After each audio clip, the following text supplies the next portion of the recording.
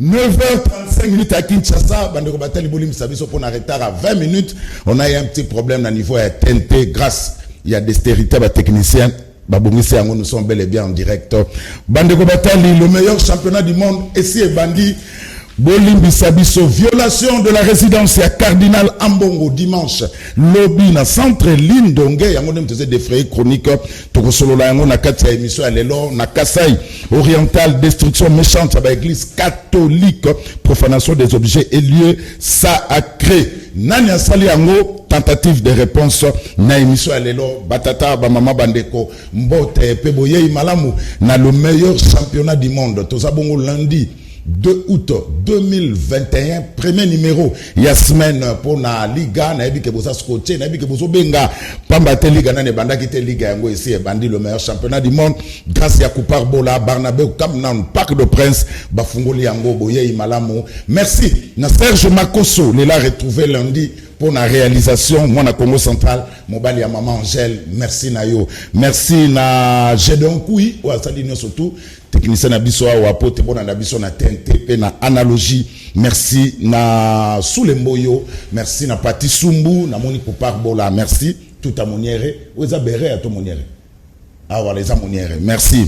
Alors merci Nagui pour tous les grands maestros, DJ Deschamps, Batata, Bamama Bandeko, Nazawana pour nous représenter bien le meilleur championnat du monde. Mouillons les maillots mais évitez de confondre vitesse et précipitation. Alors 5 invités. Tous en a bangwawa, faut en sauter. Trop de demandes Liga. Tous en a Miché.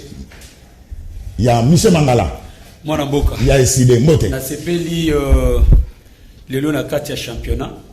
Mathieu Kobeta Malio. Ils ont la match moko démocratique. Voilà. Mais na bandi déjà au monde baliri ya ndeko moko awa smalto abibisa émission T. Merci. Pe to pesi bana komoto so ba Rolanda biso mbote. Mbote. Alors Rodrigue Amazani en vol. Boni ndeko.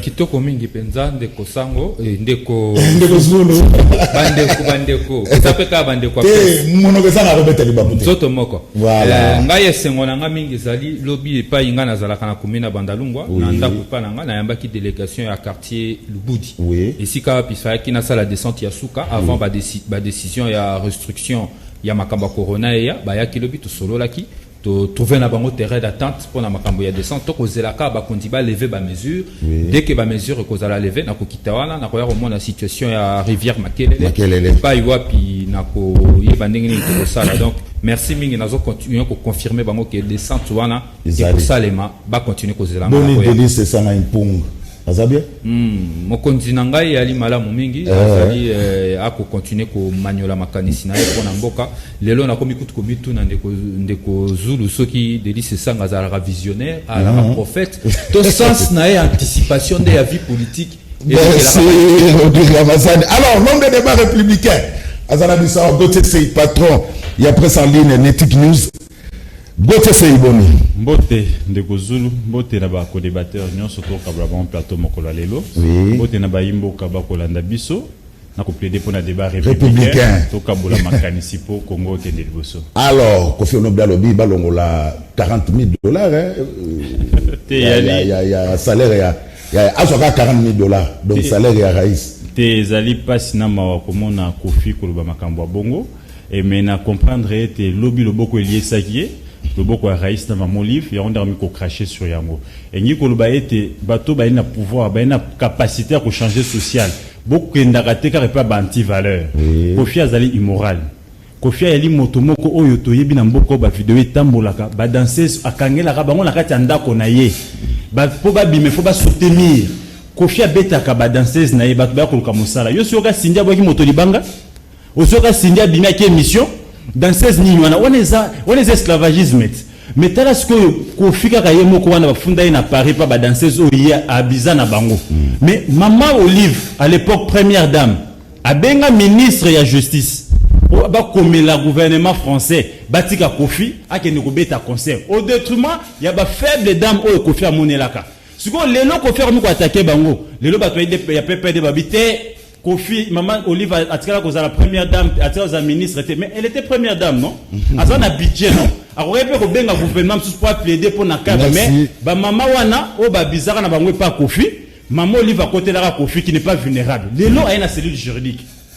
Pour nous savoir que non achète avocat mais maman Olive s'il vous plaît merci c'est ngena lobango sérieux maman Olive s'il te plaît ozaki première dame na mboka oyo plutôt côté de ton homme tu connais que le problème est appareil judiciaire eza ba avocat ezali ba zuzi na ba magistrat ba corrompu ba mal payé ba formé ozaki premier mobile na pour ni saketa réformer ba magistrat wana pour na ni saketa futa bango malamu parce que disposition moko ezala ba cause tribunaux ceux qui vulnérables azangi ba avocat ba tchaka ba avocat nazo ba sous contrôle ba député et les lois il y a structure moko boye il y a populisme oui ça dit son nom c'est l'île juridique donc hier au détriment ba jeune fille au Kofi violaka parce que Kofi pouvait amener 2000 300 personnes au côté la raillé les lois opposent à pouvoir te pour l'ingi sympathie peuple congolais au lingo ba côté la biso un congolais sérieux ne peut pas aller dans ce livre mais pour na Kofi pe na olobaboy Kofi akio comme la bahati a pc moi le kasa bahati a déplacé parti na ye si pas Kofi kuna na ndako pour Kofi adhérer na simana ye photo à Kofi na simanda place Kofi de adhérer photo à Kofi a retourna na une fédération nini c'est là ba source na ngai le rôle ba yamba qui na pas na Sénat bahati a pc que moi le kasa alobi ngia malia kande boy Adolphe malia kande boy ngape sengena lia na mikotsa na nzungu wangu merci la tactique politique aye a bebiseli bahati a bebiseli maman Olive mais c'est pour dire même maman Denise merci ba structure ba ko sala ngonda ko banga pour une réforme sérieuse et non pour un individu. Alors, oui, Rayaka na député Moroté, Abima député. Quatrième invité. C'est rien. Bazin Pembe de retour à Kinshasa. Les changements c'est maintenant. Bazin Pembe Mbote. Mbote Ndeko Zulu, Mbote na bande konyo surtout na bango na plateau à télévision.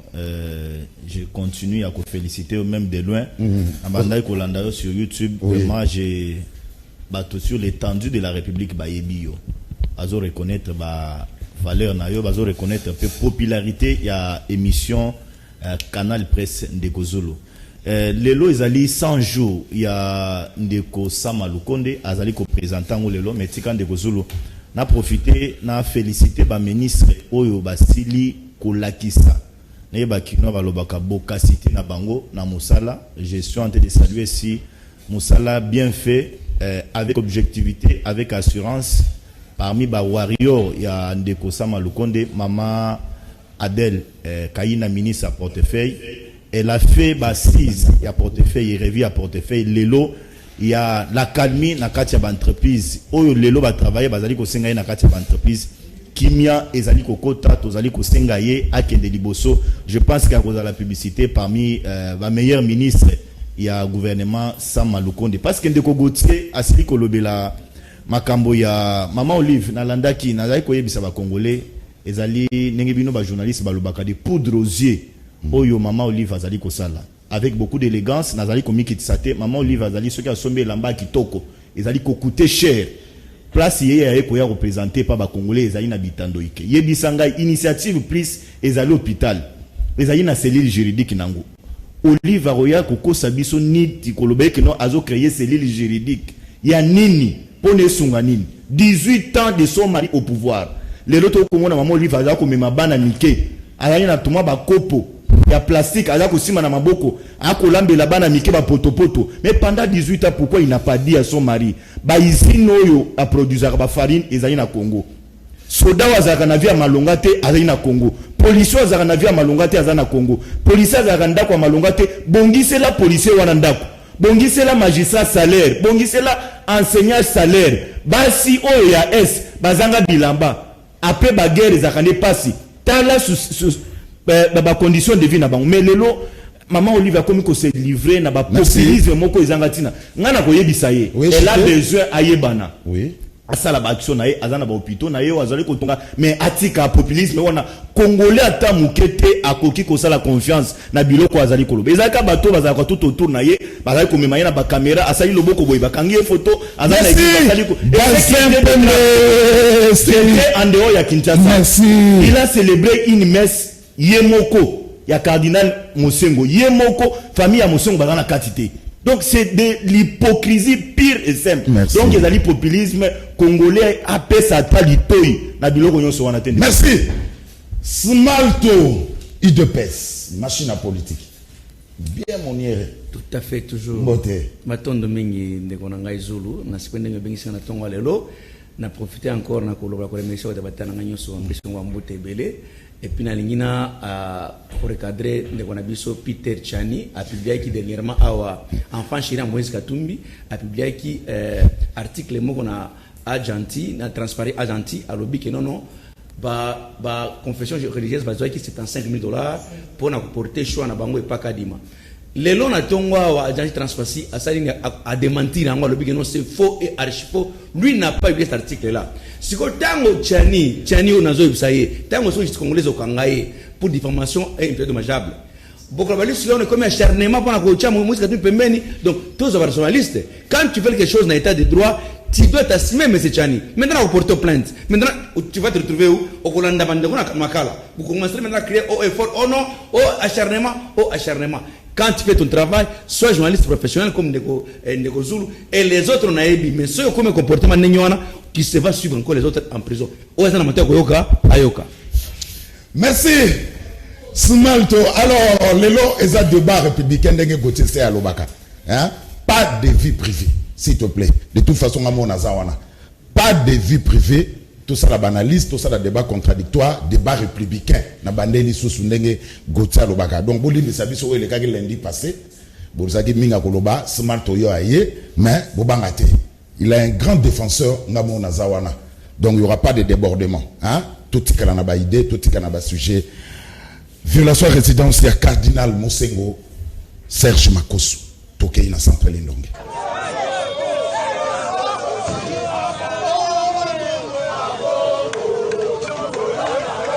Devant l'église, le centre interdiocésain, nous sommes là, les jeunes sont en train de manifester spontanément sur l'archevêque de Kinshasa, Monseigneur Mbongo.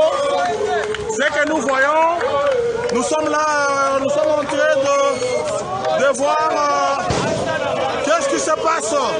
Nous sommes là, donc nous relayons la colère de jeunes face à l'archevêque de Kinshasa qui a politisé l'église.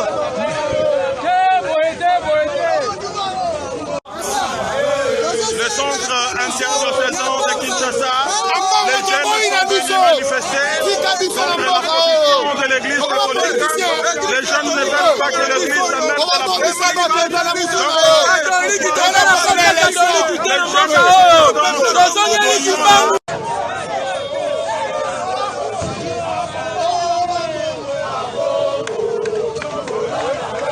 Devant l'église, le centre interdiocésain, nous sommes là, les jeunes sont en train de manifester spontanément sur l'archevêque de Kinshasa, Monseigneur Mbongo. Ce que nous voyons, nous sommes là, nous sommes en train de voir qu'est-ce qui se passe. Voilà. Alors, on a un petit problème au niveau à son. Dis pour tous les gars, maestro. Les gens qui nous regardent sur TNT, Bazobenga Balobi a un petit problème au niveau ya son sur TNT. Na évité je dois ça na so boko Hollande là on a parce que ce n'est pas bien. Alors, Michel Mangala, au Tukuta la violation à résidence centre Lindonge, il y a cardinal Ambongo, guerre contre l'église catholique. Tokosuka wapi. Mwana boka. Oyo Isaïe Makambo moko senketo condamné ango avec la dernière énergie. Parce que tozana catégorie à Batu Oyo, le lot il se croit que Mboka Oyo est commis à Bango. Catégorie à Batu Oyo, Bapesa Kabango Bangi, Bapesa Kabango Lotoko, Bakende Komela, pour que ba commettre ba tels actes na sima ba konzina bango ba wangana que ezali bisoté. Ce sont des actes que nous devons condamner avec la dernière énergie. L'église catholique, et ça église oyo ezo bunda pona intérêt général ya mboka.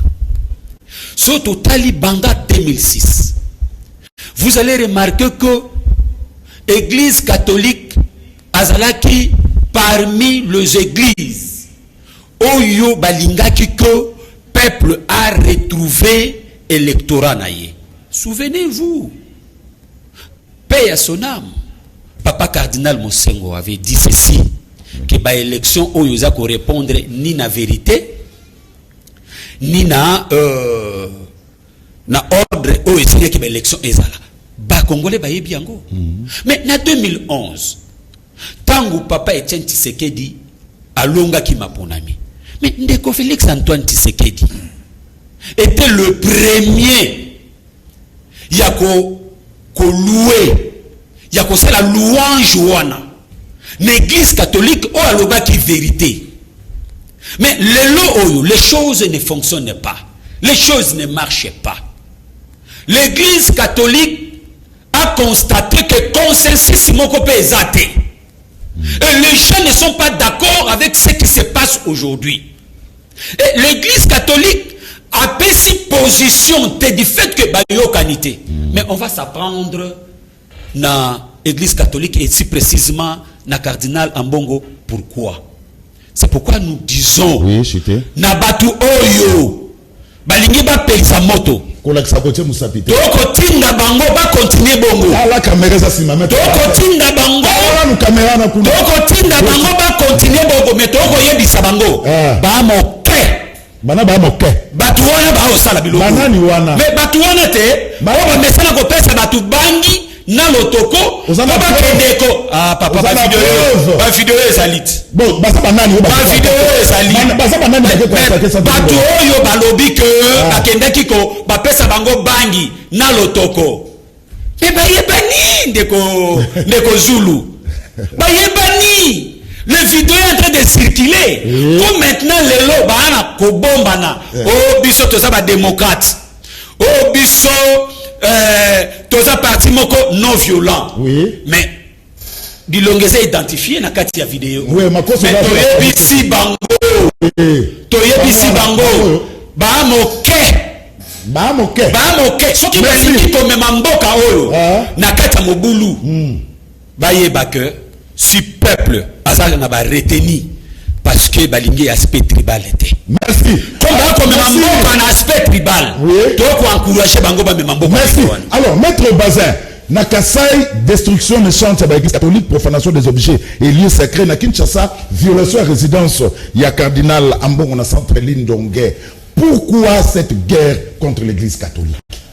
Ndeko Zulu, merci beaucoup. Nazali ko rappeler na ba Congolais ba kolanda biso. Mais ba ninga otozana bango na plateau télévision que ezali malamu nzela tosili ko pona to sala politique. Et c'est to sala politique avec objectivité. C'est pourquoi biso na kati ya structure na biso dynamique les changements c'est maintenant. Maintenant on est en train de travailler pour s'implanter sur l'étendue de la République. Voilà. Tozali ko sala ngote na mbongo amututé, mais tozali ko sala ngona ba effort personnel na biso.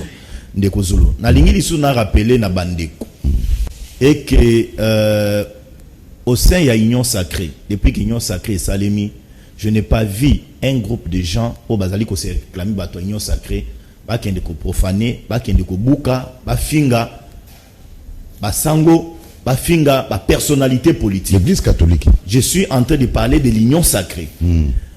Ndeko outi ko poser des questions tozali ko mona ba image o bisonyo surtout tozali ko condamner otunie banani ndenge na yebiye avec cet état de droit ceux qui aibaki état parti politique X Y alignaka cité donc tous tozali na confusion toyebite ba bilenge incivique ongana ko benga bango ba bandi o bakendaki devant centre Lindongue bakendo sala ba destruction méchante parce que na moni mususu azo sauter azo nyata portail wana c'est il faut condamner ba biloko nyonso wana. Mais moi je comprends le problème c'est le Congo. Problème ezali le londe biso bilenge o le kana télévision politicien a bengi a pesi $100 o le na télévision o komo finga politicien bengi wa zubi lenge na kati ya quartier ayebisi bango bola tamalamu alouele bango bis esprit de vie ayebisi bango trokende pelelier tokendo sala manifestation mais avant to comme place wana bobima déjà na babis obando tambola makolo oya koya na nord oya koya na sud oya koya na ouest pona bayebeke no tozaki bien organisé te et ainde passe na kati ya mboka na biso République démocratique du Congo sengeli to changer ba valeur banti valeur to condamner yango parce que ezali na esikate mais il y a un problème. Je n'ai pas pris le temps na liga na lo makambo ya loi électorale makambo ezali koleka lelo ya mbilinga na niveau ya ba confession religieuse ndeko Zulu information oyo nga naza nango bayebisi ngeti no ba confession religieuse bazaki na buku oto bengi charte na kati ya charte na bango wana chaque confession religieuse il fallait ayana candidat moko na kati na bango basila ko créer une commission oyo ekoyeba comment ko traiter dossier ya moko na moko pona koyeba profil na ye CV na ye mais tant ba analyser ba dossier nyonso wana ba mususu bazalaki écarté parce que ba bandai ko répondre na critères oyo islamé ko tchama en place était et belé 4 bateaux bazalaki retenu na kati ya charte na bango balobi soki toyokani te sengeli to leka par consensus soki toyokani na consensus te sengeli to leka na vote bayokani na consensus te sengeli ko sala vote lelo ba signer un procès verbal ba mosusu ba ko déposer candidat na niveau ya Assemblée nationale tozozela ba mosusu ba boyi. L'église catholique a géré dans ces pays ba scrutin ebele otosila ko zo na kati ya mboko mais cette fois-ci monga na koloba to expérimenter pena ba to mosusu to j'apprends que Ndekoka Dimawana il serait de l'église Kimbangis. Espérons to expérimenter dans ba Kimbangis. To yeba soki mulimo wa kondo simo Kimbango ekokamba ye pété parce que ba catholique bango nyonso to ba bebisaki. Et puis ngana koyebisa ba catholique. Oui, chité. Les sons biloko ba patrimoine, biloko ba kombo, ba sens moko linguistique ezali malamu te. On peut construire un pays na ba valeur, na ba compétence. On ne peut pas construire un pays na biloko ya ba. Merci maître Bazin. Ça il faut condamner. Merci Rodrigue Ramazani Ozamuta Mibeko. To boyaka peuple boyaka ronsar malonda pour respecter Masoloté. Il n'a pas fallu na Sonika Futa Genotika PV. Il y a un moment de Bimaka, tout ça, même les mots Fati Béton, à Boyaki. Mais les lots de Dokamba à Kekotika PV. Or, na charte c'est le président ou Tembi ou le vice-président. Bokondua, Bango Baza habilité à Kekotika PV. Mais Dodokamba Kekotika PV. Le même cause produisent le même effet. Il y a liboso ya mbote na kota na mutu na permettre ngana condamner avec la dernière énergie atteinte à la liberté au salema lelo contre cardinal Ambongo na église catholique. C'est inacceptable dans une société qui se veut démocratique et surtout que nous qui sommes na kata union sacrée to ko bundaka pour état de droit. Et ça inacceptable atteinte à la liberté na kanisi awande sengeli tout le monde a ba service et ça la diligence dès bakanga ki bande kolokolo ba jakindala diligence sengeli ça ma pas bilunga bato ko mona na wana et ça inacceptable bilenge wana esengeli bakanga ma ba subir rigueur ya mibeko wana parti ya liboso ya mibale na motuna non na répondre mbala mona ona loba na ebande na mituninga sitaki sisangiste yango délice sanga oyo azakande prophète akande visionnaire alakande na sa anticipation en vie politique elu taillé ayebisaki biso auta 2020 elongo na ba partenaire né à jeu très tôt que na processus électoral consensuel.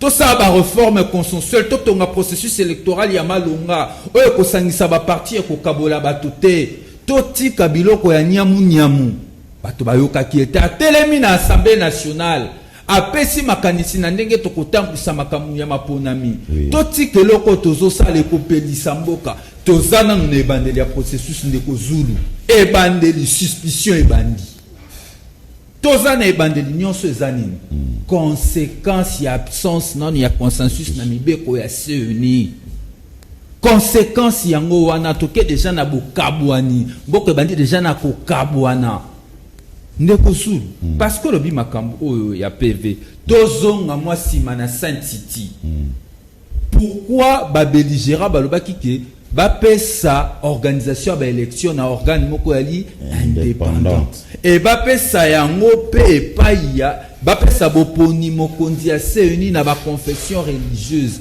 Tout commence par là. bapesa ki yango pourquoi? Parce que baloba qui était ba confession religieuse, bato ba église, ba ilo sambo, bali bato bali intègre. Et puis parmi ba fidèles na bango bakoye baka bato bali na intégrité. Bato bakoki kozala na sens ya indépendance. C'était ça la raison d'être ya Seni. Et ya présidence ya Seni, bato bazali indépendant na intègre. Compétence c'est que c'est complété. Awa sika wa tokei na makambo ndenge toyoki. Nga na kotanga komba batu te na yoki maître bazatangi komba mutu certainement tanga ki PV. Nga atangi PV te. Na tangi oyo ezali rendu public. Balobini bakoti na masolo basololi bakous bazu consensus te autour ya candidat et puis na ba condition wana président ya nini ya ba confession religieuse wana Dodo Kamba kanisa monseigneur Utembi alors moyen ba organiser ba élection na ba condition wana exactement. Au moni il faut tout retenir ba leçon. Oui. 2006 makamwani posa kimbilinga. 2011 absence ya consensus c'est posé mbilinga. Mais il y a pas longtemps ba congolais dans mois de juin 2020 ba kufaki pona nini ba toko sabatote deux raisons. Il y a liboso balobi Ronsard Malonda zalaki candidat ya consensus te. Yango wana ba zwaki mabe ya mibale zaki entérinement wana yesima mais ya liboso zaki non absence ya consensus. Ça veut dire que lelo tokoki ko répéter l'erreur ya passé té. Oyebi pona na conclure. Oui. Na komi ko ba mikolo bi na ko sauter ndeko Zulu. Oui. Na bande ko ba ko tala biso soto vanisi na meso to tie tata na biso tata na biso Kabila nani Mobutu avandi wana. Tozu ba to roi ba ngunza Carlibon pe avandi to ba tie Tshisekedi. Biso pe bilenge to vandi to ça même débat légitimité. Oh, bah, tu vas dire, ça, 1960, l'élection mal organisée, situation sociale à Batuali, madame, yango le lobby soto ko beta setenelo komoko, totonga Congo, totonga processus électoral autour ya ba réforme, ya boyo. Merci, ma réforme. Alors, Gauthier, c'est comme le consensus n'est pas dégagé, quelle est la solution? Voilà, avant que je n'y arrive, la solution, n'a qu'à condamner la pratique oyo. Oyo à résidence et à cardinal. Depuis Mobutu, Kino Kabila, tout ce qu'il a comme on a pas attaqué résidence, pas attaquer centre terre diocésain. C'est normal pour ne pas revendiquer parce que ça siège à Mosala. Place Bassarana pour bondre ma candidature. Mais pour ne pas attaquer résidence, on a intégrité physique n'a pas beaucoup au Simbate. On a dit jamais fait sous Kabila et sous Mobutu. Mais curieusement, bah service à intelligence nyonso silence radio. Police silence radio. Mais awa sur ces plateaux communicateur à IDPS azoloba ndeko Peter Sali yo pour avoir relayé ou pour source na une disait qu'il erreur on se retrouver dans la prison. Mais voilà des gens qui devaient aller directement en prison. Parce que ça identifié à Serge Makoto. À suivre maître Bazin, il a parlé d'objectivité, mais il manque d'objectivité.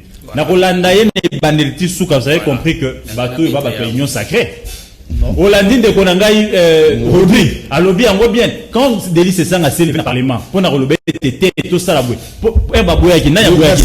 c'est la majorité na la majorité les union sacrée Baboya qui proposition Delis se sent tant que na consensus peut éviter Niamunyam Baboya Ngoboleki qui est passé c'est la majorité et qui a la majorité c'est l'union sacrée et na royoka yo condamné bis catholique était en demi-mot. À te suivre, à lobby, heureusement, lobby, il s'est contredit lui-même aussi. J'en arrive. Nayoka qui ban charte. Avocat de surcroît, normalement, Mobé Kondé, Bilé Nayo, mais Oyoka qui charte, et l'autre, on a LP politique, sous proposant une charte. Où le lobby était dans disposition de 6. Au-delà, où le lobby na disposition 9. Et na disposition 9 lobby que moko na moko ba présenter baza moko aliki muninga mkuluta mninga yalité mais na 6 ba lobby était ou déposer PV et c'est ngeza soit président soit vice-président mais président yali nani c'est un côté vice-président et CCT tous dans le même contexte ya Malonda mais c'est ce que dit ou lobby mais c'est pour ça l'Assemblée nationale c'est le président Senko son vice-président. Et maintenant, c'est ça le soubassement que Fachi a Sengaka. Ouais. Parce que l'intérimaire, c'est le maca. Promission PAJ est à la qui va PV le B, et ça légal, va PSI par les mains intérinées. Et on revient sur la même case de départ. Et vous voyez, vous, IDPS, Union Sacrée, Bandegogno, so va faire la marche pour réclamer l'élection, pour réclamer passation pacifique. Et c'est comme ça que vous avez payé Bango, n'a pas attaquer un bon. attaquer Ambongo aujourd'hui, ça a des conséquences sur la République démocratique du Congo. Ambongo a un interlocuteur à pape. Et bon, t'as la lobbying à pape. Sur le plan politique et puis dans le monde. Regardez le lobbying à pape. C'est vrai, on peut être d'accord avec Ambongo, on a pris sa position, et Songolo Pakala. Tout que l'intérieur de société, tout manifesté, tout Banambongo était bisoto lingi mututel. Parce que tout peuple, tout Congolais, tout citoyen a un droit de manifester. Mais quand on s'attaque à la physique et à la résidence, et puis l'église n'est pas au bout dans Mboujimaï. Et nous savons qui est majoritaire dans Mboujimaï. Arrêtons de mentir les pères. Vous savez ce qui va identifier, tu y éviter l'union sacrée, on a battu. Allez, Gauthier, manque de consensus. Quelle est la porte de sortie maintenant? La porte de sortie ici maintenant, c'est que le chef de l'État a battu les va contre Mir. Déjà, union sacrée, n'a pas singo boko sala, boche chef de l'État contre Mir. Pour chef de l'État a retranché Nengenil parce que sous Malonda a Boyaka pour les mêmes raisons. Si qu'on les lois retranché Roloba Nin et la consensus ces années basons autour de la table, il faudrait baleka et puis il faut qu'on dise ça ne bazin que l'Église catholique a tiré pour diriger ces idées. Malou Azaki contesté l'Église catholique. Mais je te l'ai dit. Merci. L'Église catholique a tiré pour diriger ces idées. Bah président soit Séni Balandisami. Ils ont été contestés par l'Église catholique. Donc la solution maintenant, la solution aujourd'hui, il faut pas négocier. Il faut faire des basara na malula, na plutôt na cardinal, na abbé malumalu ou bien na nanga. Catholique à Boyaka mais basara na SCC. Ils ont eu le vice-président qui a entériné. Entre les deux, il faut pas jouer carte, soit na vice-président, soit na président, na ngam na bango pour pas faire passer. Merci Gauthier. Si ce n'est pas le cas, il y a des candidats, il y a un problème, bazong la. Mais on a fait élaguer, basanga qui balongo là. Mais non, sur les 6 wana, moko andimaki 5 baboyi ba camper na position na bango bangi kaka proche ya ndeko Félix Tshisekedi. Donc nous demandons ici, bandeko nyonso et politique objectivité et réalité. Na kama mto AFDC na ba politique objectivité. Pendant qu'on vous fait pression pour Sérénie Bol va être candidat en 2023, c'est Fachi. Pourquoi? Parce qu'on a qu'ils se de jouer le double G. Donc vous n'êtes même pas libre de. Merci. Merci. Vous êtes en antenne. Coup de chapeau na Sesanga, c'est le seul politique, un regroupement politique. Merci.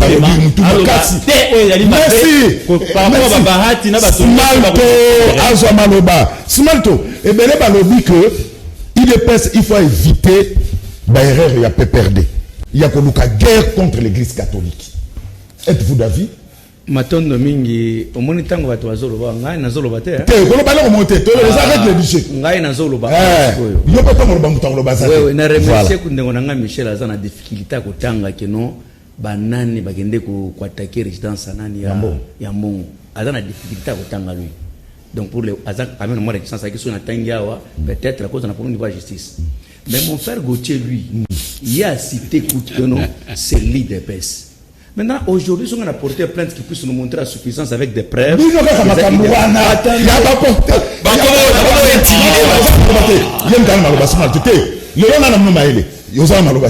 l'état des droits, nous évitons ce qu'on appelle diffamation. Oui. Je vais demander à mon frère. Gauthier. Lui, Gauthier, il insiste encore, c'est l'IDPS. Maintenant, ceux qui ont porté plainte, que lui puisse nous prouver la suffisance. Qui est battu, on a bagné quoi, on est à l'IDPS, à Kanye Bangon, à carte IDPS, à Kanye Bangon, à IDPS, à Kanye Bangon, il sera en difficulté, mon frère.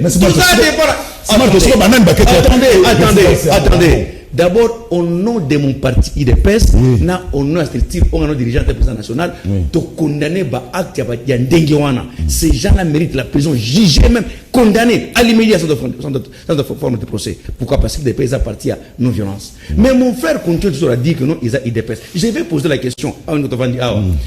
À mon équipe, il y a une carte IDPS dans la poche. À mon avis,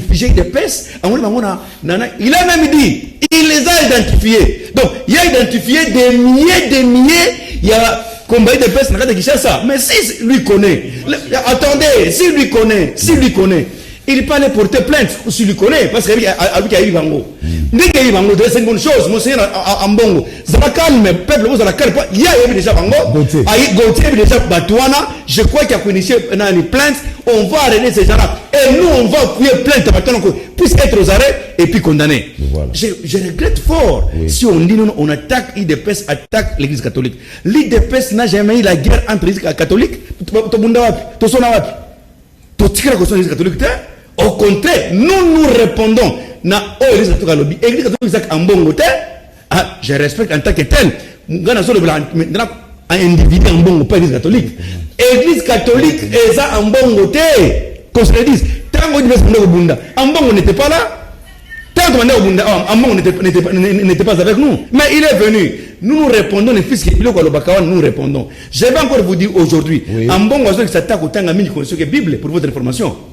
Azoli s'attaque mini au temps constitution que au temps à Bible.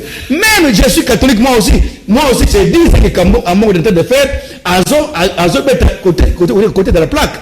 Et comme il discute politique pour le moment, au lieu de le voir à la sacerdoce, nous devons nécessairement s'éclater par rapport à tout ça. La Bible écoute donc pour dire, nous condamnons l'acte au attaquer. Nous attaquons la dernière énergie, un comportement indysfonctionnel, aléatoire. Il y a Babandi, je pense que justice. Et investigation, et on va régler ces gens-là. Et ils seront jugés et ils seront condamnés. Mais pour que Zoyamo Kokola Tchamo IDPS, ça veut dire mon frère Gauthier, en tout cas, et l'autre, il faut faire parce que tout le temps nous crions état de droit, mais ça a des conséquences néfastes état de droit. État de droit, ça a des conséquences néfastes. Vous jouez, vous portez plainte, quand tu es innocent, tu es libéré, tant que vous êtes coupable, on vous arrête. Merci, Smalto. D'acharnement. Merci, Smalto. Zela on soma loba zela na ebike na bana na yo tout mais zela na non na ebike bo sala rek toilettage bo sala mais zela bo sala calme na bana na base na met smart on a tout le monde na tene soki bat bazolo bakete ave pas de so bat bazolo bakeza IDPS eza pamba te parce que ambo motanga lobaka na matanga ya mosengo to mona na ba réseaux sociaux ça bata IDPS ke bataka ki ambongo ba matinée politique il y a secrétaire général Kabouya ils ont mon anakino guerre ezali entre église catholique na IDPS est-ce que na kosi Auguste Kabouya Serge Makoso a beaucoup pour impressionner biso par rapport à statut na ye biso toza patuya ambongo te oyokani soki eza na bato oyo IDPS viva biso toza bato ya ambongo te ni chole. Nous avons les mêmes droits que bango toyokani malamu lokola bakoti na makambo ya biso ya bato ya politique toyebisi bango bakende ko se faire identifier na ministère de l'Intérieur. IDPS viva namoni bato mususu. Voilà Simalto oyoki ozana na malbate pona obana na base évêque Mukuna Serge Makoso mais Pharaon nani Senko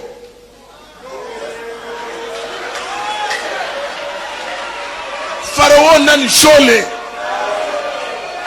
eza makelele bandeko ifo bayokana na moma muto bozekolo bakenda kei opposition eza moko bopesani mbote c'est fini biso tolingi Kongo esali liboke église catholique abima na makambo politique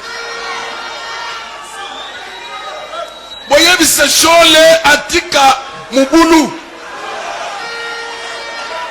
Shole atika mubulu Senko ezeli senite Senko ezeli organisation na kati ya catholique pays tozali ezeli pays laïque. Merci Serge Makoso. Maître Bazin de Kosulu, merci beaucoup pour Malouba. Na lingina sala moi ba toilettage technique na yoki ndeko Gauthier na yoki pe ndeko Rodrigue na lingina yebisa na ba congolais ba kolanda biso ndeko rappeler histoire ya Sun City. Oui biso nyonso tous les hommes politiques nous avons décidé même dans notre constitution bazo sa l'état nango que makambo etali ya ba politique ya organisation ba élection to pesa yango société civile y compris na format nango ya ba confession religieuse. Les confessions religieuses se sont réunies à 8, si je ne me trompe pas. 6 bazali d'accord avec un candidat. 2 baboyi. Na otolo ba makambo ya charte na bango ndeko Gauthier alandanga malamu. Na article 17 ya charte na bango ezali koloba eke soki bayokani par consensus te sengeli baleka na ba vote. Consensus ezali koloba ete biso nyonso tout tolobi Zulu. Mais ce qui dit ce yon surtout n'est pas autorisé Zulu te Rodrigue. Déjà déséquilibre les alliés. Et c'est tous les cas par vote. Est-ce que y a un monde basalaki 50 ans à mimoni à la minoritaire que 6 basalaki d'accord sur un candidat y a bakimbangis y a pas se cacher. Y a un monde va se retirer qui. Ne trompons pas l'opinion. Tout ce qu'on s'appelle le Congolais poignine. De Kozulu, moi je le dis en âme et conscience. Parce que tout le monde est mangomba. Na kati Dani Kadima wana, celui Dani, celui de Denis Kadima. L'église Kimbangis c'est connu dans le monde que majorité de Bazara l'église Kimbangis, même place d'origine l'église Kimbangis baba Congo. Mais quand l'église Kimbangis n'a pas voulu jouer sur les tribus, Azui Muluba. Mais pourquoi Basango Lelo, Bango Bazo Boya Muluba? Et Botoko wana, il est connu, il a les mêmes origines avec Amongo. Pourquoi c'est là qu'il faut combattre Gauthier? Malou a été avalisé par évêque. Il y a Boutembo. Pas la Senko. Pas la Senko. Mais c'est clair, c'est pas les villes. Non. C'est là. Jusqu'à la fin, la Senko est parvenue à avaliser Malou. Parce que là, il connaît Malou. Toko ça peut plaider. Mais nous avons expérimenté avec l'église catholique. Tout le monde a élection surtout chaotique. Merci. Tout peut ça peut chance na bakimbangi, tout le monde a peu expérience na bango. Gauthier a parlé ici makambo ya ndeko qui les musiciens c'est qui encore Kofi Olomide. Gauthier, je te dis au sein il y a AFDC, je suis du regroupement politique AFDC, mais au sein il y a AFDC tant sénateur Modeste Batlukobu Ayambi Kofi, il a produit à Kofi ba conseil que AFDC c'est un parti de valeurs.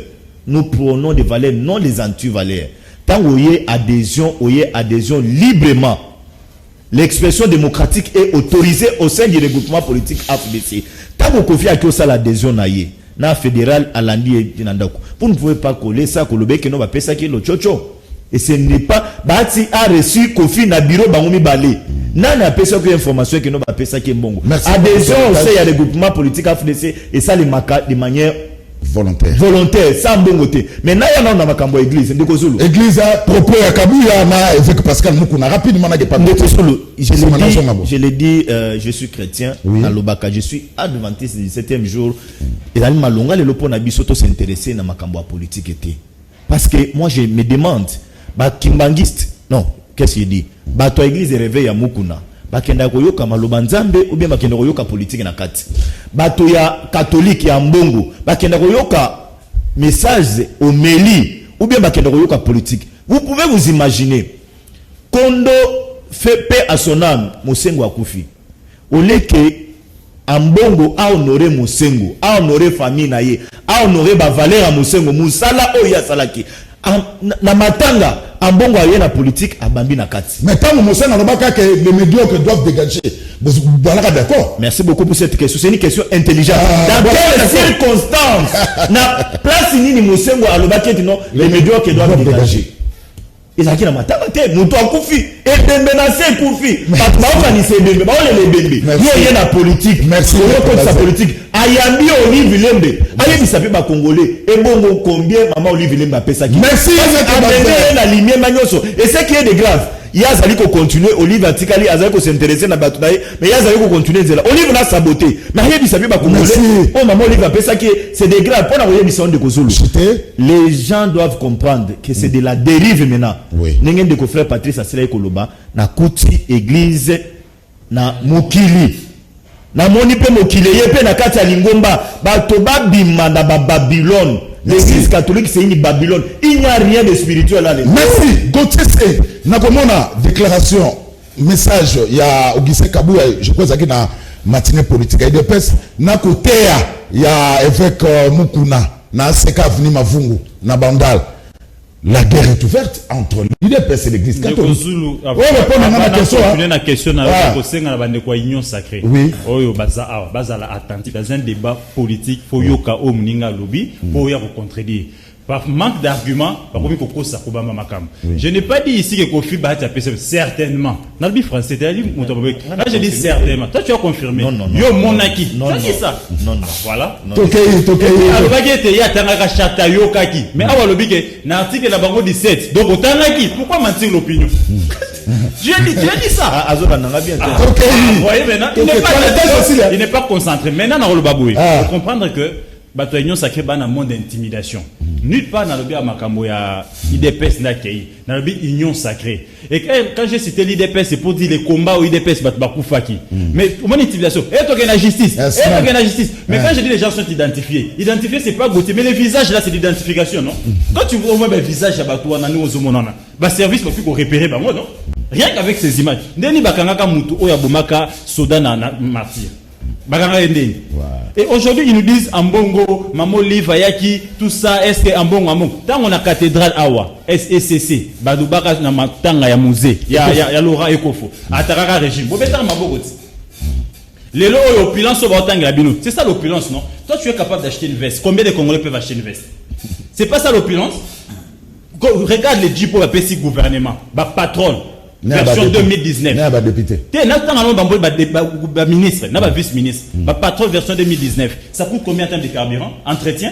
J'ai un ami à Zanango. Entretien nango seulement. Écoutez, $400. Vous voulez dire quoi? Qu'Ambongo dise quoi? T'as là au groupe ça va député. Regarde comment vous vivez, vous qui êtes dans des cabinets politiques. Et biso boutique Libanda. Très de vieux années moko. Mais vous êtes en train de vivre une opulence et que le peuple, il n'y a pas une classe moyenne et que le peuple s'est abandonné à son propre sort. Est-ce que n'enga na ti veste boisson dans n'enga ba imbo kabota la malamu après 2-3 émissions on va la sous veste mais il y a rechanger. J'ai pas les moyens d'avoir 50 vestes. Allez, est-ce que la guerre est ouverte? L'église doit être au milieu du village, dit la vérité. Et souvent partout au monde l'église est du côté des faibles. Et les faibles c'est nous le petit peuple bonio kolalelo. Et arrêtons avec cette histoire de dire que l'église catholique sous Mobutu l'église a fait la même chose. Sous Kabila ils ont fait la même chose. À ce moment-là baïk malam. Parce que c'est vous aujourd'hui. Non, l'église a commis des mots. Non, c'est faux. Arrêtons les intimidations. Allez, Pascal Moukouna évêque. Pascal Moukouna a droit à quatre ecclésies naïe, à politique. Maintenant qui combat Kabila Awat, à mon avis on malam. Pour les lots 5 à s'attaquer na fachité, mais c'est quoi le biboui? Alors bien t'es ndeko ba nommé. Azali moto ali proche désigné plutôt candidat Azali proche nanani na régime actuel. Et puis Azali école moko na président cour constitutionnelle. Kassayen que je suis, je ne peux pas permettre que tous en cour constitutionnelle un Kassayen na Seni un Kassayen. Pourquoi? Na Seni a publié résultat définitif. Na national va publier résultat et plutôt provisoire na Seni définitif na cour constitutionnelle. Kassayen to ebi ke Zali fief ya IDPS. Pour preuve c'est ça nganenga ya liwana. Akendaka kunati. Ensemble, ma komikuna abattre campagne pour c'est qui na Luisa Nandeko Lubaye. Et moi je suis cassé, je sais ce qui se passe là-bas. Kabila na régime na yeba bandaki ko yiba ba voix ya IDPS. Et na IDPS na pouvoir ba ko protéger ba voix ba ko bimisa ba député et belé. Ça c'est un langage que Gauthier. Comme les députés sortiront beaucoup au Kassai. Ça là déjà Kassai bimisa ba député oyo etira ko bimisa te sous Kabila. Contestation banana mot. Ba olbate lokola ndeko na banga na Seni à valider, la Cour constitutionnelle peut normalement à valider pour éviter contestation même dans votre naturel parce qu'on sait que au Kassai na o union soba kondo etien c'est la sala peut-être que Félix Aubé ça mandat naé ba ko risque pas passer il faut to tchamuto à net proche ya régime mon côté permettre biso ba contestation banda anamoté. C'est clair. Aujourd'hui dit ça comme des mots. Merci. Alors les autres disent que l'UDPS doit éviter l'erreur il y a passé au n'est pas perdre la guerre contre l'Église catholique. Est-ce que cette guerre va profiter à qui? Rodrigue Ramazan. Pour la principe émission, on va directement. Toilettage. Parce que. Toilettage. C'est la question. Rapidement, on a Michel. Tant qu'il est national. Rapidement, Gauthier a c'est ça, il faut qu'on la toilettage. On dirait, bon, on a pas propos, on a un lobby. À lobby, on dirait que c'est ça, qui est obligé à soutenir Félix Tshisekedi en 2018 pour aller dans la circonscription. C'est qui est faux. L'honorable c'est ça, que depuis 2006, Azala toujours élu député, a soutenu le candidat au Moutémaneli, a voté comme député.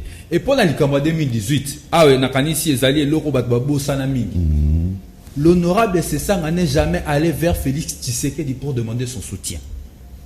C'est Félix Tshisekedi et son directeur de campagne Vital Kamerhe qui se sont déplacés de là où ils étaient jusqu'à la cabinet Sessanga na 5 à 5 pour officiellement soutien à honorable Sessanga na Kassai central. Bazaki le moyen de connaître Claudel Lubaye. Donc, le sens contraire n'a jamais été fait. Donc Moutoualaki na honorable c'est sanga aya ko senga soutien wanate Félix Tshisekedi n'a ko senga soutien ba image zali ba vidéo yali donc débat wana za rappelé débat moko inutile nazonga sikona oyo ba ndeko bazalo baki en réalité awa problème moko za ko se poser tozo bossa na mingi pour tes ali kama uti ko le kaya quelques jours ba confession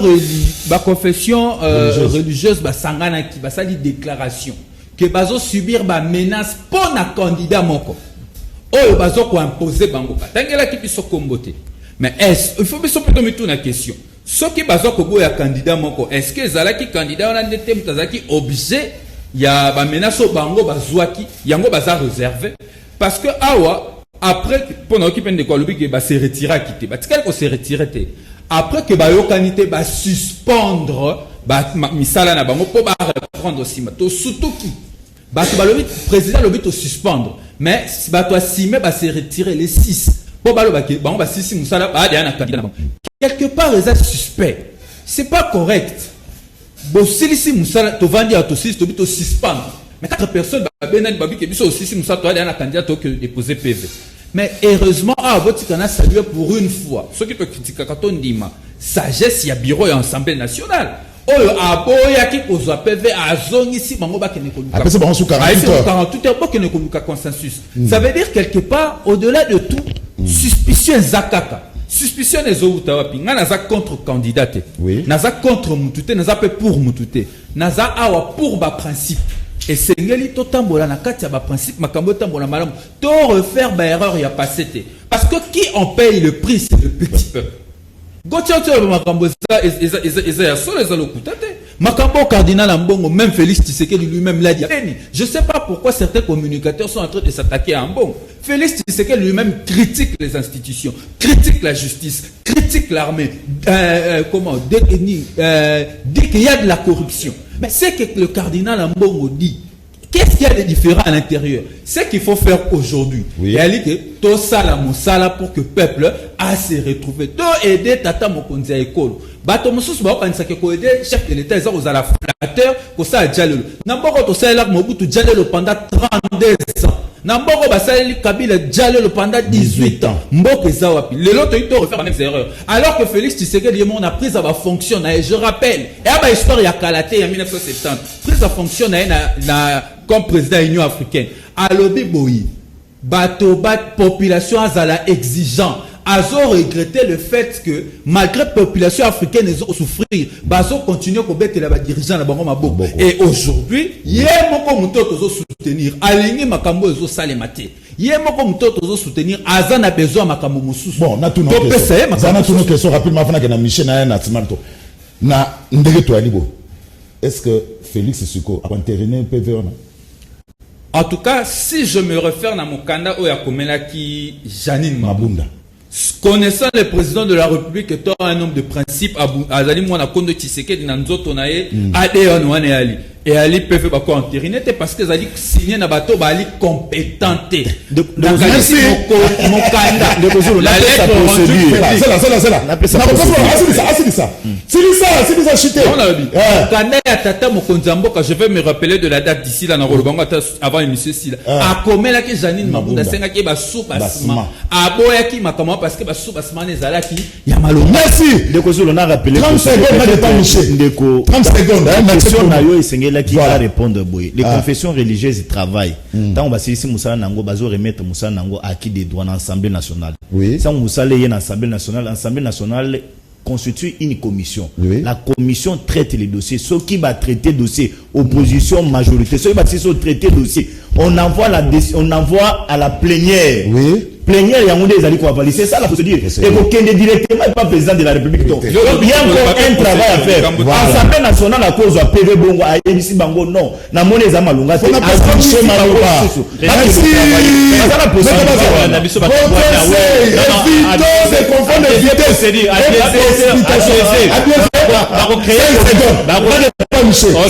Assemblée va créer commission T. On va faire couper ça dans la commission PAJ. PAJ n'est pas la compétence. Il y a une compétence à table. PAJ non, il est tombé. Ne mentons pas. C'est là, le but de après na bureau président bâtir on a plénière plénière ndé c'est décidé à créer commission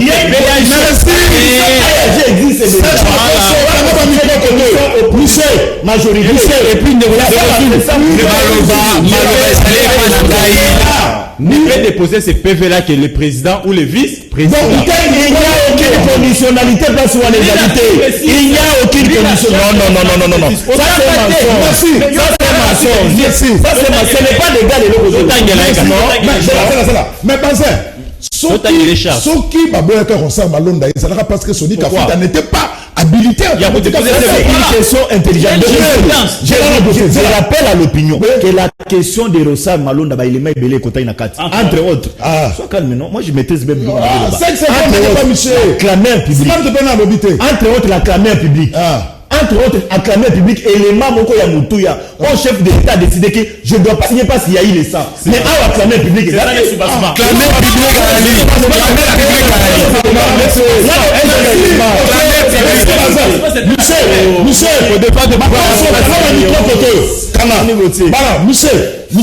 là maintenant, la Mouka, nouvelle élan, décidé, vous soutenez ma beaucoup. Et le Bobuka qui a une négociation parce que côté qu'on a basa bloqué. Ndeko Zulu na kosenga na ba fils ya perdition na kosenga na ba Caïn bazonga na raison. Même la Bible dit j'ai mis devant toi la vie ou la mort, les biens ou les mal, choisissez. Na ko yipsa na ba fils ya ba Caïn IDPS na FCC bazonga na nzela. Si on a qu'il na maloba ya ndeko Bazin, ndeko Bazin ko se contredire en tout moment. Yemoko awa na premier dossier ya makambo oyo bakena ko menacer le cardinal Ambongo. Yemoko alobi ka yebi batute. Yemoko yako dévoiler stratégie na bango. Ba louer ba bis, ba comme à quelque part, ba kitisi bateau, ba kene ko poser ba action. Il n'a pas compris. Nous sommes dans quel monde? Non, ndeko. Vous avez commis funda. Même Kofi Olomide. Batuna bango ya FDC. Bako dévoiler kaka ba secret na bango. Attention, na ko pesa bato bako réfléchir que ndeko ba ya jouer ça na ko pesa e raison. Na ko pesa bato na raison. Ndeko Kofi yemoko asadere na FDC. Yemoko susu bani ko critiquer mutu oyo bazana bango na alliance mais c'est contradictoire. Ndeko makambo oyo biso toloba yango bo sukoli maboko sikobo c'est fort ndeko se sanga lelo aza koloba il faut avoir courage ya koloba ke à rejoindre maloba ya le président légitimement élu parce que azaki moto ya liboso ya koloba makambo yo ke non esengi to kende réforme esenga ki to ça la consensus. Le président légitimement élu depuis le 2 février 2019 le président élu a commencé à dire ces choses et on l'a qualifié qui azo luka musala mais lelo ce qui ndeko se sanga a kozonga na molongo mais ngana koyebisa ye balia kanando kité ke bando ki wana kolinga ke alia yo amela yo soit ngana ko conseiller ye oui. Soit abima union dite sacrée a qui négocie la opposition soit républicaine soit a qui négocie la résistance mais okoki kozala un pas de tante un pas de horte pour que osunga peuple wana makambo ya koloba il faut rejoindre ligne au peuple a kolinga to beti maboko. Mais à s'identifier, à s'identifier, et moi quoi ça na union sacrée. Petit lelo, soki de gonanga Rodrigue Azawa, à confirmer que bazana kata union sacrée. Mais discours, au bas tenir, et un discours il y a union sacrée. Alors, mais tout est donc, il faut la négociation. Nous disons ceci, ce que Tali communique, plutôt communiqué. Il y a Mousito. Oh, il y a Présidium. Oh, bah, Komelaki Mbosso. Oui. Nous sommes dit qu'il faut toujours consensus autour d'une table. Même une oui. Et c'est qui réunion moko esali. Pour nous, le vrai question est que tout ça là, partage équitable, équilibré, il y a pouvoir. Au sens pire, il y a dialogue. Mais pour nous, nous voulons que nous discutons tout autour, il y a loi organique faisant fonctionnement et organisation. Il y a CENI. Réunion on a. Et comme aujourd'hui, même une semaine, il y a pas tous se mettre d'accord sur la loi où il y a souveraineté, il y a peuple. Loi où il y a loi d'intérêt commun. Merci. Donc, batu moko bakoko bima ba souveraineté ba décider na ndenge na bango ndeko ezali na crise moko énorme oyo déjà ndeko ba ndeko na biso ya union dite sacrée bakotisi mboka.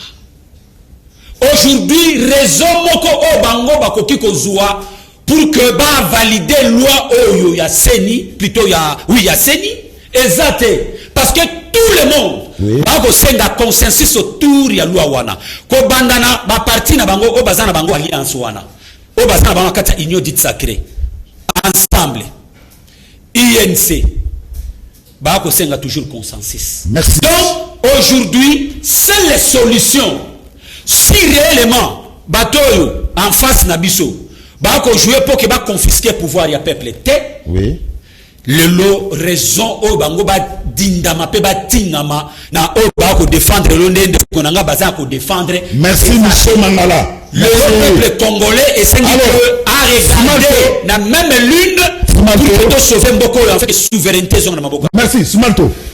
Naulana malaba Augustin Kabuya, naulana mama évêque Mukuna. Peli Susu ensemble à lobby à rotine batuna sénité, est-ce que ça veut dire rotine batuna sénité, non qui peine à UNC. Vous ne voyez pas que c'est vraiment le blocage. Et pour on vous reproche, président de la Cour constitutionnelle, même tribu, président SNI, même tribu, gouverneur à banque, même tribu, ministre de la Justice, même tribu, ministre de la Finance, même tribu. Pourquoi vous voulez toujours le forcing, Smalto? Merci beaucoup. Entre-temps, Guy Poutou, il y a un message. Oui, je vais répondre par rapport à tout ça. Je pense que le blocage a été. Je crois que c'est le chef de l'État lui-même va s'assumer parce qu'il est garant de la nation. Il va s'assumer comment? Je vais entrer en profondeur. Je crois que l'Église catholique,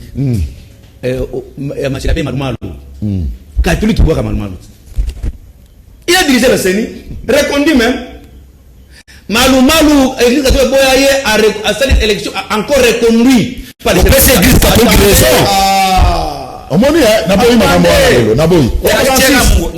poser une question. Mais c'est quasiment. Est-il compétent, oui ou non? Oui. Azana parcours à Malamouté, oui ou non? Oui. Azana Nyonso Sengil pas de sa sénité, oui ou non? Oui.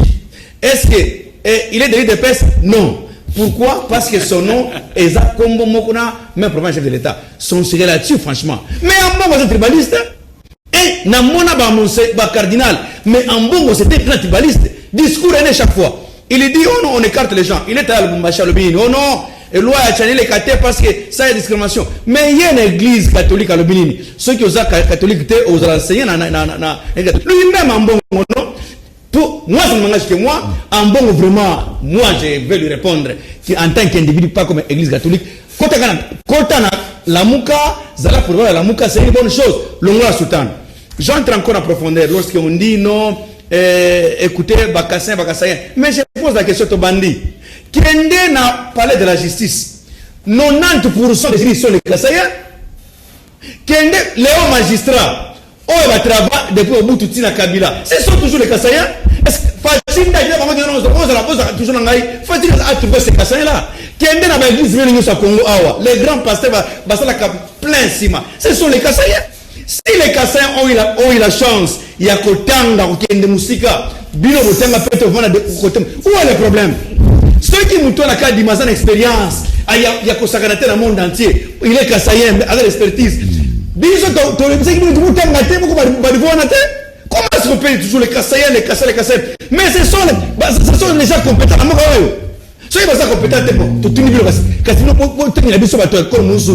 Écoutez, nous ne voulons pas entrer dans le niveau de tribalisme parce que nous avons beaucoup de je vais encore entrer en profondeur par mon frère qui déclare oh non, Denis Sanga. Écoutez, Si vous avez Denis c'est ça na plateau moi je vais m'étonner.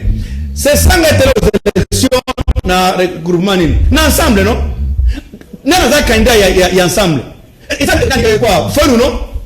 Il était là-bas et pas na bango na Louisa. Je connais bien Louisa. D'ailleurs trop je connais très bien Louisa parce que bon on a baza kuna. Amoni na lobaki no sona kei na kaina na ngana to lekate to zwani komba ya tseki po balika. Mon frère me dit encore des crimes dans la télévision. Faut checker ndé ko tala sesanga pour accompagner. Il dit là les images, ceux qui la qui pas ngaba image na kati loboko. Même dans la rêve.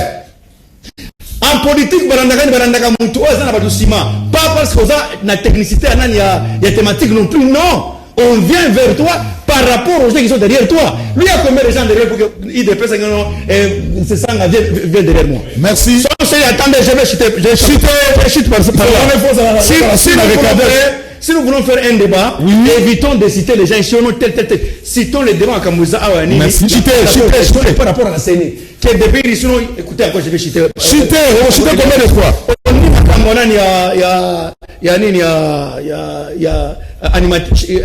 Président mais qui va trancher devant ces problèmes ici? Parce que Bazo Sanini, toi qui es wapi na glissement. Bon, maintenant, on va faire une élection. Merci. Et des personnes qui une élection. Et maintenant, il va dilatoire, il dit, oh non, écoutez, ce sont des dilatoires. Comme vous avez un glissement, nous, on n'a pas besoin, nous irons aux élections demain. C'est pourquoi nous voulons d'abord, nous acceptons parce que les CV, il y a notre frère Kadima, et ça qui est l'équipe en Union. Merci. Merci. Alors, la permission de commission. Pardon, il m'a imputé, moi, le Komoko. C'est pas correct. De la fin. Na permission à Serge Makos. Tout un message rapidement. Pour les mecs qui battent belé, a besoin de sur le toilettage. Ndeko Zulu, Maître Bazin, Kaya, Arma Matungulu. Abungati le pas de justice, bino ba avocat bosala nini na dossier nae.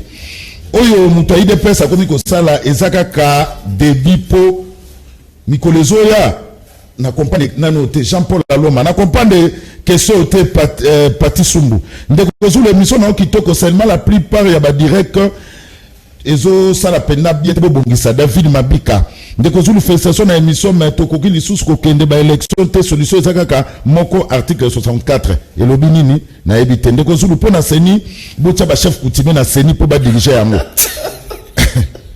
Maître Bazin est aveugle par le fanatisme et la recherche d'un poste au détriment d'un état de droit et la démocratie. Bazin David Makoso depuis France. Yem talobi ni mwana Bazin. Zulu tozona na bino depuis Suède. Merci. Totie TV à Mounene pour na kolanda Canal Presse la Liga kasi bandeko ya union sacré bomi bandeko ya union sacré babomi soki biso na catholique pour na bango mokili mangata basali boye biso ba catholique et ça la rien mokili za mangata ba na 2023 ne trokuta na bango Honoré Lulendo depuis Suède. Smalto na Suède balobi 2023 lokola bo potana ba catholique ndeko Zulu ko bana rompo ngaba tiko komba triangle campus monga fula kuluna moko grave bo bele la biso poto lembi ba kuluna bazo uta na ngambu ya makala bazo ya koboto la batu biloko la police ezo sala loko te commandant ya rond point mwana na ye kuluna eza mawa bolo bela biso mwana ya commandant koma ifalo ba commandant komone nani Pati Sumbu Fubo ba ko babi mona commandant à rond-point yebu bazane kuluna.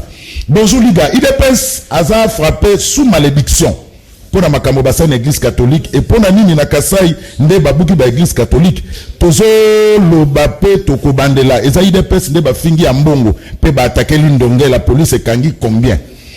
Tuna Bazin, c'est vrai Kabila a salarié na mboka tondimi kasi bango inosake basali nini. Tuna Smalto projet na bango na chibala ya koboto la Serge IDPS alimité suka wapi a vous répondre temps aux amants de la fin. IDPS et PC catholique merci ba pesa na mboa tango ya Kabila IDPS c'est pour la qui na catholique lelo catholique comme mabe dikamute IDPS bazo sa la confusion président Senko eza utembi et non ambongo batika confusion Small to antika intimidation à Koloba a porter plainte contre Gauthier à salande débat voilà yebisa Smalto azotu na soki bato wana bazalaki na ba carte ya IDPS. Alors soki ye aza vraiment membre ala sa carte na ya IDPS siko kaka. Pesa micro. Babi la sa carte ya IDPS eza na carte ya voiture eza na se. Serge Makoso. Olambia. Papa Tshisekedi de son vivant atikala ko zanga botosi na catholique te. Lelo vraiment bato ya IDPS ba uti wapi? Ngai nazo confirmer za IDPS nde battaquer centre Lindonge kolandisa ma message ya ba groupe de soutien ba sengaki na ba militant mukuna yo kasoni mukuna tangu biso catholique tozalaki kotelemela Kabila ye azalaki conseiller ya Olive soki lelo bazolo babila ya 18 ya Kabila ye pe mukuna azana kati comme conseiller boye bisa IDPS na Smalto biso peuple toza sima ya catholique pe tokoyoka te tokolanda catholique tina suka Smalto yoka mo malamu. Voilà, émission Sili. 30 secondes, conclusion, to banana Rodrigue. To dépasser. Ndeko Zulu, c'est important quand même la zone. Na ebaki ke okolobakaka. Te ifona loba. To ke 30 secondes. Conclusion. Alobi mupandia wa. Te moto alandi makanisi ya Martin Fayulu azalite. L'honorable c'est sanga alandi en moté parce que plan de sortie de crise na peut-être ce que sur tanga mukanda wana parce que ngala eli moko ya bato ya liboso avant même de kamita na dénonça document wana na émission ya Solange quoi les ba image za tilelo plan de sortie de crise zani ni peut-être tanga te as mokondi Martin Fayulu la 5 basa la structure moko euromema ba réforme na kati ya plan de sortie de crise ata réforme moko réalité les canisieux za na kati en résumé yango wana oyo tozwa kosala lelo makambo ya processus électoral soki to kosenga ezala consensuel elingi koloba kezali likanisio oyo koki kozala na couleur à parti politique te ezali kozala na esprit ya mokie kozwa likambo monene boyo kokomisa ngo ya yo soki to kobunda na yango ezali parce que biso toza convaincu que le single topé sa peuple congolais be élection ya malamu la seule manière d'y arriver ezali te ko komisa on likambo ya Fayulu bandaki c'est sanga bandaki o asuki saki et ali esprit ya moke et puis on a zonga na ndeko smart on a donné à information te moni politique soko ko sala ngo et single ozala na badone ozala informer je tiens ici à te confirmer qu'avant campagne électorale il y a 2018 Martin Fayulu, comment il s'appelle président Vital Kamerhe, président Félix Tshisekedi, se sont rendus les deux. Les témoins sont là, je cite le vieux, l'honorable Loubaï. Ils étaient là au cabinet, c'est ça. Les témoins encore sont là. L'ancien secrétaire général adjoint de notre parti, Blaise Lumpung. Ils étaient là. Ils ont participé à ces échanges. Merci. Soutien. Honorable, c'est ça. Atikala Kosala mouvement contraire. Merci. Merci. To débordé. Oh, ya makasi lelo. Pour la makambo ya makama mapunami. Toti kakolati sango couleur politique. Influence politique, éthique à ba élection. Topesa Congo chance à kotongama. Chance à kotongama ya Congo eza kopesa bango offre politique ya maluma. Offre politique. Maître Bazin et conclusion congolais à vivre non seulement alternance à vivre conclusion émission de kozulu na tikala koloba ete union sacrée to lowaki mituka pona to mema bato bakende na inter na nini na comment on appelle na centre Lindonge te il a été très évasif na réflexion na ye il doit ajuster ses tirs pour rassurer na ba congolais que non en 2023 nous aurons les élections même biso na union sacrée to lobeti no glissement ta ya 1 minute et vous allez les Congolais doivent se préparer pour les élections. En ce qui concerne candidat ya Seni, na ba candidat nyonso to ba déposer ba CV na bango ezali moko o ya leki de Nikadi Mawana azalité.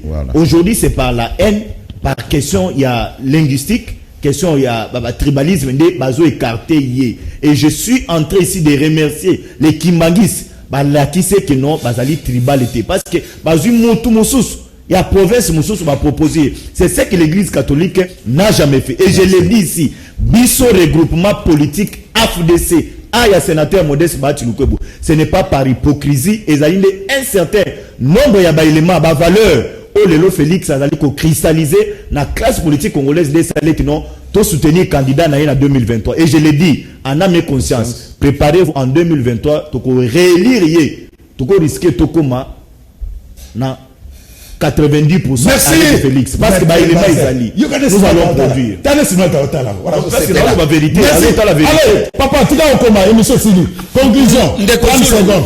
30 secondes. Oui, Nanyo Sotokoloba. 30 secondes, Michel. Féliciter d'abord papa Nabiso ya Molimo parce que tozongi na logique Église catholique.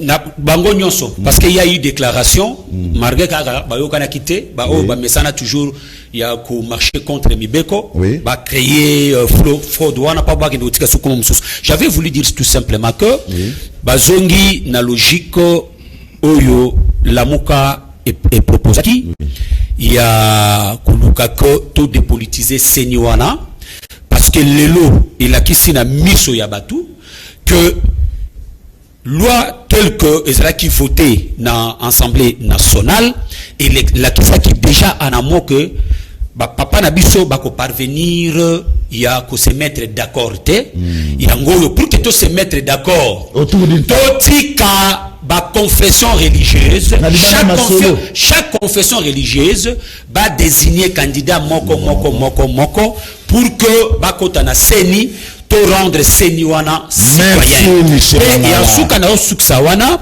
na koyebisa ndeko nanga bazin landa malamu na lobaki que dévoiler stratégie na bino parce que tangu yo lobi ke bayaka na babis bakitisi bato batambole donc dévoiler c'est na bino ndebo kende ko procéder. Conclusion 30 secondes. 30 secondes. Matondo mingi na banza que l'église catholique ko prendre ba peuple en otage c'est parce que le salut du peuple d'abord c'est le peuple. Alors on a l'église catholique pour le moment tolingi to na élection. Nenge tolingi to na élection tolingi ke makambo to kosala et ça le mana bonne réforme. Ceux qui ba bon ba boy opposé nga montre que je n'ai pas répondu. Le but que INC ensemble balingi ba c'est ça même la beauté de la démocratie. Ce qui IDP savoir en élection en 2006.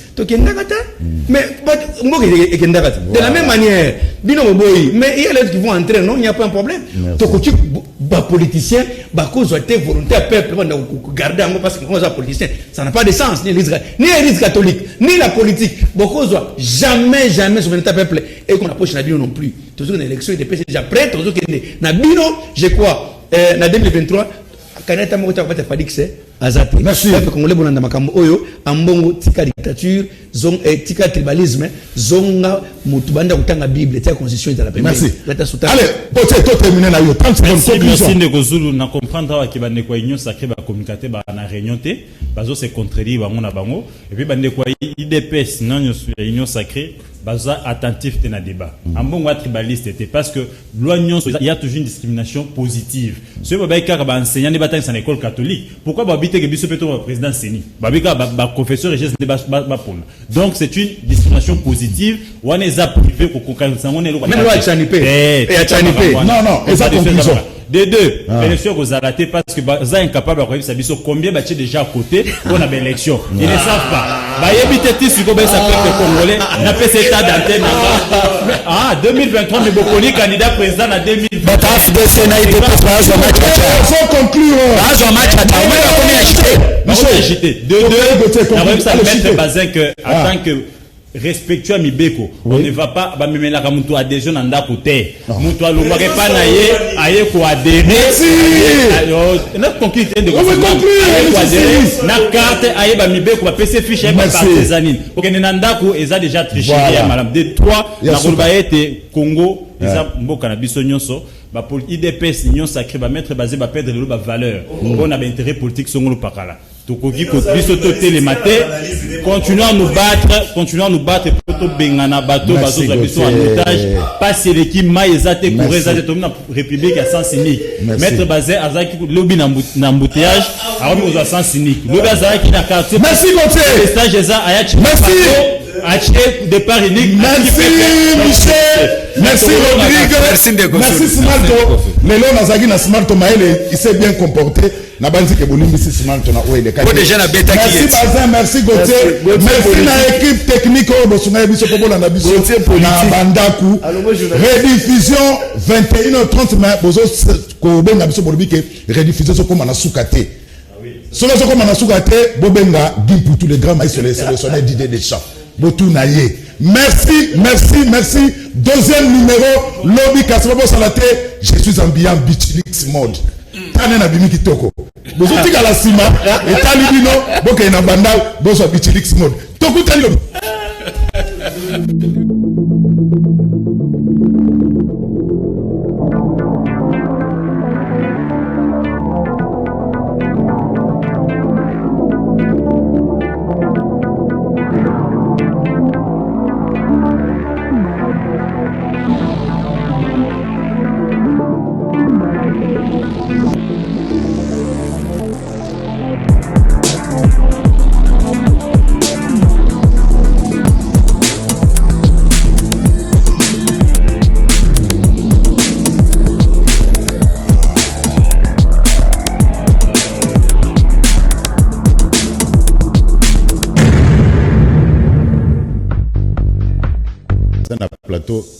Merci. Nabino Bandoko Batali Nege Bosoko Kazola Nabiso Bolim Sabiso. On a un petit problème. Hein? D'abord, Tobanagi en retard. Et puis, Nebozo Benga, Batik Nabiso Bazo Bunda Bunda. Pour Tozongela, Ndenge, Tozalaka.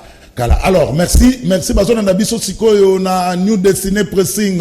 Na Lemba Epaya, Edouard Poba, na Peso Mbote. Nana Tina valise. Ma cosa Tinagi. Serge Makos avait une valise déjà. Edouard Poba, merci. Nous dessiner pressing. Merci Nayonde Bozona Nabiso depuis Lemba. Edouard Poba, tout le monde déjà bon et tchétché. Mais ça a une plaque à poteau. On reçoit plaque à m'koni. N'a pas dit ce qu'on a dans ce plaque. Tout ça c'est la caca. On va bien commis procédure ma casse. Edouard Poba, merci. Moi na Royana qui fonda comme d'habitude. Na ba mikolo au ressemble à Babichilix. Edouard Poba na nous destiné. Merci. Na PDG Dox Dieka. Na Flat Hotel, les héros na matete en face, il y a école Camon, place pour se reposer à propre. Et pas PDG Dox Dieka Flat Hotel, Bokende Kuna, piscine qui toko, restaurant qui toko, bière à Malili, Bachamba qui toko, na banzi Rodig Nyamba Robeta Tour.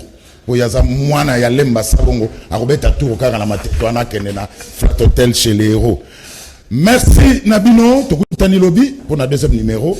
Place na Kin Matin.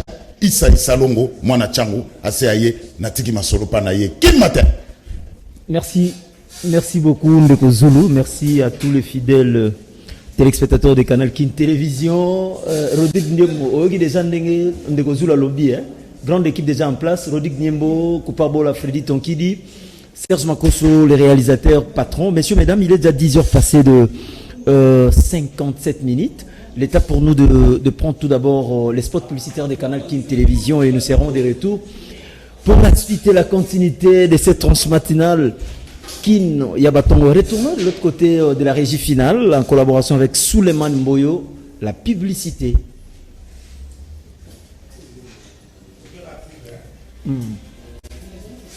Soto Zomi Tozu clip.